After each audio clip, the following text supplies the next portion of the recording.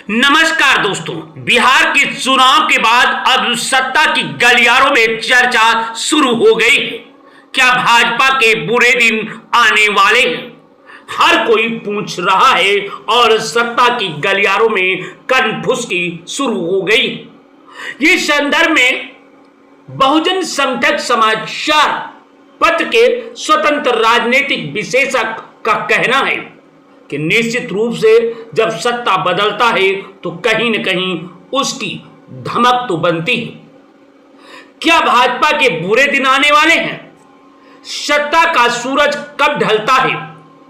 राजनीति में कोई भी पार्टी स्थायी नहीं होती। जो कल शिखर पर थी आज संघर्ष में है, और जो आज संघर्ष कर रही है वो कल सत्ता में हो सकती है। भारतीय जनता पार्टी भाजपा पिछले एक दशक से भारतीय जनता पार्टी की राजनीति केंद्र में है। प्रधानमंत्री नरेंद्र मोदी के नेतृत्व में उसने देश की सत्ता पर पूरा पकड़ बना रखी है।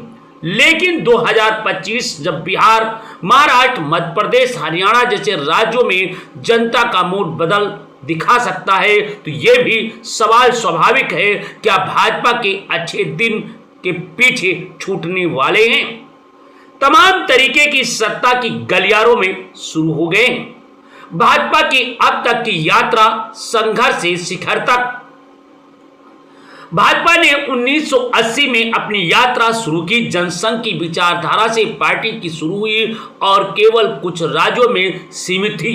राम मंदिर आंदोलन ने उसकी धार्मिक राजनीतिक पहचान दी और 2014 में नरेंद्र मोदी ने उस पहचान को विकास और राष्ट्रवाद भाषा में बदल दिया।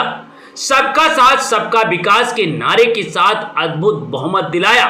लेकिन 10 सालों बाद वही जनता अब सवाल पूछ रही है, क्या विकास का लाभ सब तक पहुंचा? क्या सबका साथ अब भी कायम है? यही सवाल भाजपा के भविष्य को तय करने वाला है। जनता की अपेक्षा और वास्तविकता का टकराव। 2024 के बाद बेरोजगारी, महंगाई और कृषि संकट बढ़ते नजर आने लगे हैं। युवाओं में असंतोष और किसानों में निराशा और छोटे व्यापारियों में हताश। भाजपा ने अपनी नीतियों में बड़े उद्योगों को सहारा दिया है, लेकिन आम आदमी की जेब हल्की होती नजर आ रही है। जनता अभी महसूस कर रही है विकास का फल केवल कुछ हाथों में सिमट गया है। ये भावना किसी भी सरकार के लिए बड़ा खतरा हो सकती है, क्योंकि सत्ता जनादेश से मिलती है, लेकिन असंतोष की एक झोंक भी छीन भी सकती है। धार्मिक राजनीतिक में प्रभाव घट रहा है।